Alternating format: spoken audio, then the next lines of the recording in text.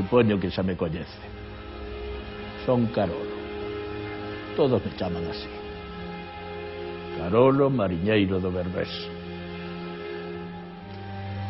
Agora din que son un heroe porque morrín na porta da Gamboa.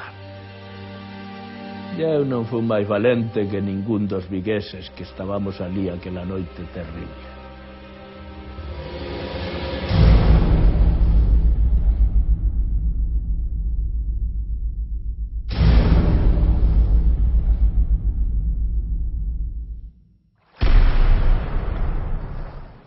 A comezos de 1809, Vigo é unha vila importante, con máis de 10.000 habitantes censados. Tras séculos vivindo ataques e invasións, contaba con murallas defensivas que rodeaban o que hoxe é o Casco Vello. Homes, bestas e mercadorías entraban e saían polas 6 portas de Vigo: Alaxe, o Berbés, Falperra, Pracer, Porta do Sol e a máis famosa da Reconquista, a de a Gamboa. Sobre o recinto amurallado estaba o castelo de San Sebastián, onde hoxe se ergue a casa do concello, e no cumio do castro unha fortaleza empregada como cadea. Fora das murallas, o barrio do Areal comezaba a medrar con forza, mentres que o Vigo rural se espallaba polas mesmas parroquias que hoxe.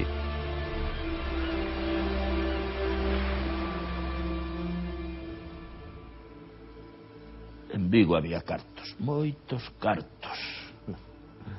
No porto do Berbés daban chimpos as sardiñas e as fábricas de conserva botaban fume. Pero o mellor negocio eran os corsarios, uns homes valentes, mariñeiros destemidos.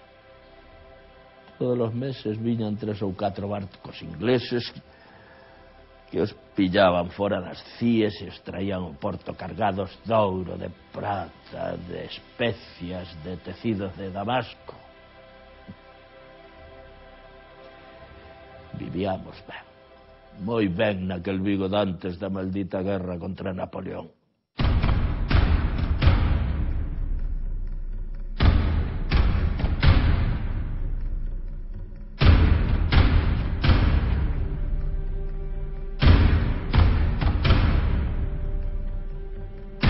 Pero os tempos felices de Vigo van rematar.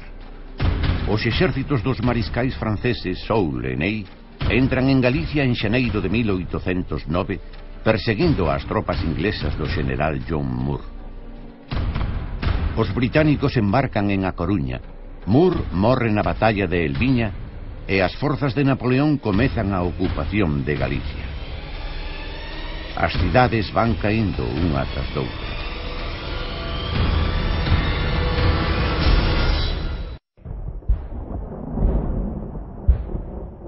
31 de xaneiro de 1809 vendémonos. Que outra cousa íamos facer?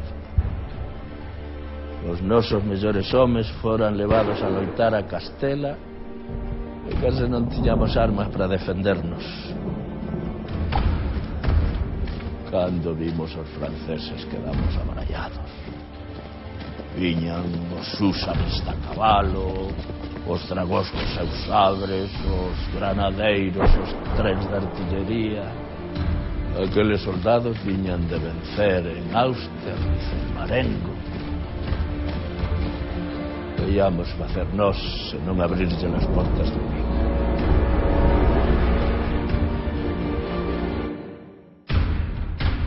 Os ocupantes franceses prometen respectar aos cidadáns, pero comezan a producirse tensións. Xa dende o primeiro día comezamos a pensar en como botalos fora de Vigo. Poida que viñesen con boas ideas, pero forzaban as nosas familias, roubaban nas casas, mataban o gando, non respetaban nada. Comezaron a unirse todos en zamáns, panadares, lavadores, no fragoso. A finais de febreiro xa tiñamos decidido recuperar a nosa vila fose como fose. Morrese que morrese. O abade de Valadares, Juan Rosendo Arias, organiza a primeira resistencia no seu cuartel xeral de Tamáns. Pronto únese o alcalde do Fragoso, Cayetano Parada. E máis tarde súmanse outros líderes, como Xaquín Tenreiro ou o militar portugués Almeida. E chegan novos reforzos, coas unidades dirixidas polos militares Pablo Morillo, Francisco Colombo e Bernardo González del Valle, o que coñecen por Cachamuiña. O 27 de marzo de 1809, os vigueses acordan asaltar as murallas da vila e enfrontarse á súa guarnición de case 1500 franceses.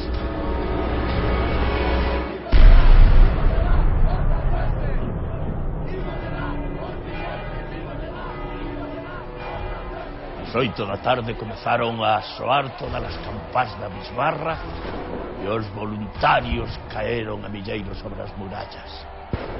E fun coa división do capitán Cachamuiña a porta da Gamboa. Conseguíamos abrila, aqueles malditos non terían máis que renderse.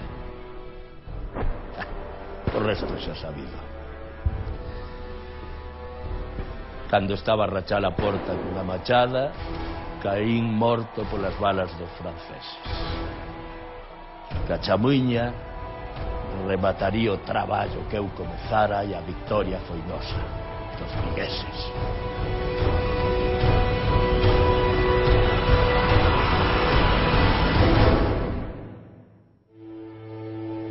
O comandante francés Antonio Chalot firma a rendición e as súas tropas entregan a vila o 28 de marzo.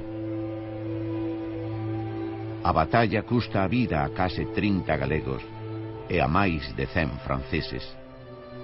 Vigo comandará logo a reconquista de toda Galicia ata a batalla final de Ponte Sampaio en xuño de 1809. Cheiro a pólvora, a treboada das balas de fusil, a detonación dos canóns. Aquelo foi unha tolemia.